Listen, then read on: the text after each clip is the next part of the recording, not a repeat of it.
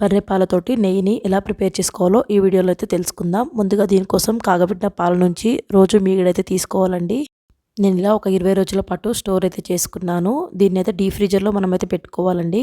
ఎప్పుడైతే నెయ్యి అయితే చేసుకుంటామో అప్పుడు తీసి ఒక గంట ముందు బయట పెట్టుకుంటే సరిపోతుంది. మీగడ ఇలాగైతే సాఫ్ట్గానైతే అవుతుందండి. దీనికోసం మనకు కూలింగ్ వాటర్ అయితే కావాలండి. అందుకోసం ముందుగానే మీరు కూలింగ్ వాటర్ అయితే ఫ్రిడ్జ్లో పెట్టుకోండి. ఇప్పుడు మీగడను కొంచెం కొంచెం వేసుకుంటూ కూల్ వాటర్ పోసుకుంటూ దీన్నైతే మిక్సీ అయితే పట్టుకోవాలండి. వెన్నె మొత్తం పైకొచ్చేంత వరకు మనం మిక్సీ అయితే పట్టుకోవాలి. ఇలా పట్టుకుంటే సరిపోతుంది. ఇప్పుడు దీన్నైతే ఒక గిన్నెలోకి అయితే వేసుకుందాము. ఇలా వచ్చిన వెన్నె మొత్తాన్ని ఒక 2 నుంచి 3 సార్లు మంచిగా వాష్ చేసుకోవాలండి. ఇలా మొత్తం కడిగిన తర్వాత ఇప్పుడు దీన్నైతే ఒక మందపాటి గిన్నెలోకి అయితే మనం వేసుకోవాలండి. ఎందుకంటే నెయ్యి అయితే తొందరగా అడుగంటుతుంది. అందుకోసం కొంచెం మందంగా ఉండే గిన్నెనైతే పెట్టుకోవాలి. మిక్సీ పట్టుకోగా వచ్చిన వాటర్ని అయితే మనం పడేయకుండా చెట్లకైతే పోసుకుంటే మంచిగా చెట్లయితే పూలైతే పూస్తాయండి. మనకు నెయ్యి ప్రిపేర్ కావడానికి ఒక 15 నుంచి 20 నిమిషాలైనా టైం అయితే పడుతుందండి.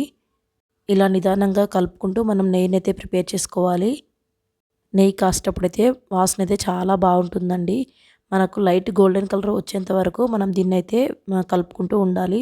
చూడండి ఇక్కడ గోల్డెన్ కలర్ అయితే వచ్చేసింది. ఇప్పుడు మనమైతే స్టవ్ ఆఫ్ చేసుకొని దీన్నైతే వడకట్టుకోవాలండి. చాలా వేడిగా ఉన్నప్పుడైతే మనం వడకట్టుకోవద్దండి. కొంచెం చల్లగా అయిన తర్వాత వడకట్టుకోండి. ఇలా గ్లాస్ జార్ కానీ లేకపోతే స్టీల్ దానిలో కానీ మీరు వడకట్టుకుంటే సరిపోతుంది.